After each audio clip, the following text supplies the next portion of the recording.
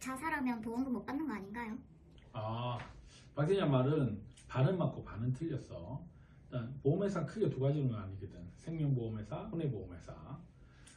생명보험회사에서 만든 상품 중에 보험 가입하고 나서 2년만 지나면 사망의 원인을 묻지 않고 주는 보험금이 있어. 일반 사망 보험금. 이 경우에는 자살을 해도 줄 수 있어. 받을 수 있어. 근데 일반적으로 이것을 제한 사망보험금은 자살인 경우에는 면책돼. 받을 수가 없어. 다만 예를 들어 이런 경우 있잖아. 극심한 조현병에 시달려서 환각이 듣고 환청을 보다가 스스로 자해한 경우, 그래서 사망에 이르렀을 때는 주도록 돼 있어. 심신상실 상태라고 하거든. 나 자신도 내가 통제가 안 되는 상황, 극심한 우울증에 시달린 경우, 이런 부분들은 이유에 해당돼서 보험금이 지급될 경우가 많아.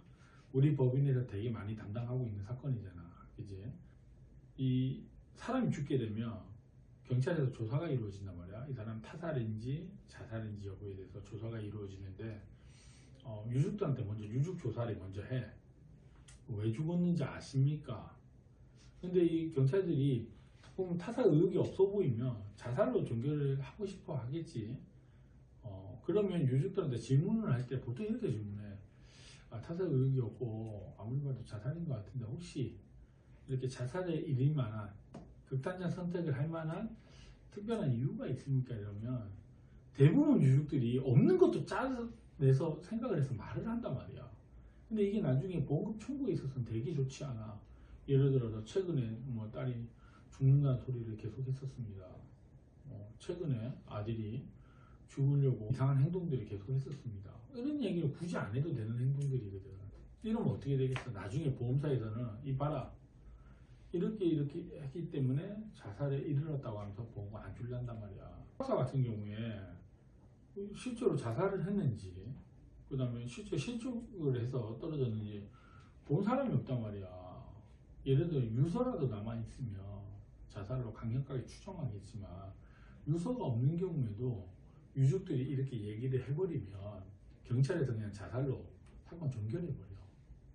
뭔 말인지 알겠지? 그렇게 되면 어떻게 되겠어? 보험회사에서는 보험 못 준단단 말이야. 보통 사망보험금이 내가 제일 작은 게 본 게 한 5천만 원, 많으면 5억, 6억, 10억도 들어간단 말이야. 보험사 청구했는데 보험사에서는 자살이기 때문에 못 주겠습니다 라고 하면 그걸 포기하게 되는 거야. 변호사 선임할, 변호사를 알아봐야 될 거 아니야. 이런 전문적으로 많이 하는 변호사한테 상담이라도 한번 받아봐야 돼. 알지? 되게 안타깝다. 시효 지나서 오는 경우도 많아. 3년 지나가지고 변호사님 오지 안 될까요? 이미 늦은 거야. 알지? 그러니까 뭐든지 사건이 생기면 변호사 전문가잖아. 상담하고 연락을 듣고 포기하든지 이렇게 해야 돼. 알겠지, 박 팀장? 사람이 극단적 선택, 즉 자살을 해도 보험을 받을 수 있는 경우가 많아. 놓치면 안 돼.